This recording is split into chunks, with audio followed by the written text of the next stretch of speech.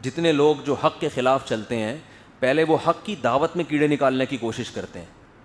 پھر جب دیکھتے ہیں کہ یار ان کی دعوت میں کوئی سکم نہیں ہے, پھر شخصیتوں پہ کیا اچھالا جاتا ہے, کیچڑ. آج بھی آپ دیکھ لو, یہ ہمارے جو لبرل طبقہ ہے جو دین سے دور ہے,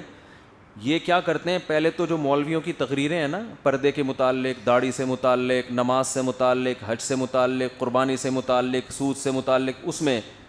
کہ ایکچولی اسلام تو یوں کہتا ہے, یہ لوگ یوں کہتے ہیں ایکچولی, لیکن جب دلائل سے ثابت ہو جاتا ہے نا کہ ان کی بات,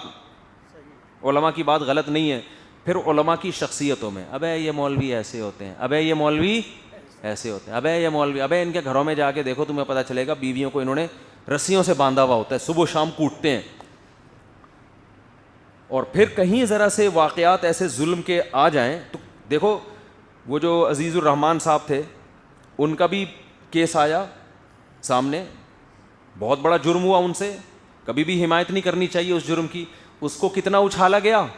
اس کے بعد ہمارے ایک سیاسی لیڈر بھی ایکسپوز ہوئے ہوٹل کے کمرے میں, اس کو کتنا اچھالا گیا. دونوں میں فرق سمجھ میں آ رہا ہے.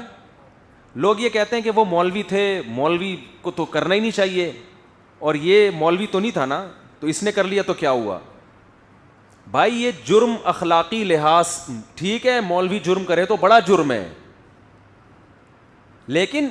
اتنا بھی فرق نہیں ہے کہ ایک پہ ایسے مٹی ڈالی گئی ہے جیسے کچھ ہوا ہی نہیں, اور ایک کو ایسے اچھالا گیا ہے پوری دنیا میں جیسے, یعنی یہ مولویوں کے گویا ٹھیکیدار تھے یہ صاحب, ٹھیک ہے نا, ساری دنیا سے ان کو نمائندہ بنا کے مولویوں نے بھیجا ہوا تھا.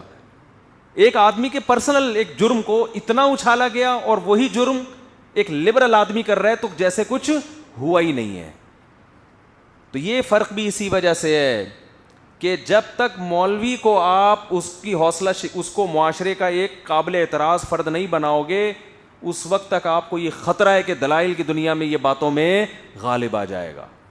دلائل کی دنیا میں غالب آئیں گے باتوں میں, ہمارے پاس ان کی باتوں کا جواب نہیں ہے.